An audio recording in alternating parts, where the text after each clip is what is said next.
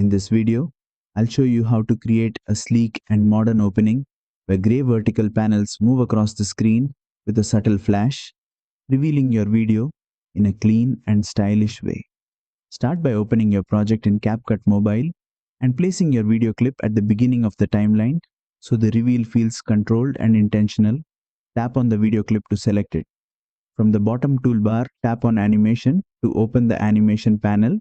Now, switch to the In tab, which controls how the clip appears at the start.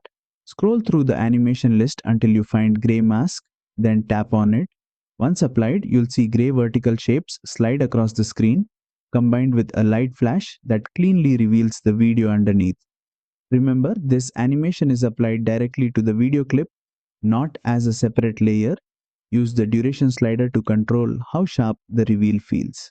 A shorter duration creates a quick and punchy flash, while a longer duration slows it down for a more cinematic and polished reveal.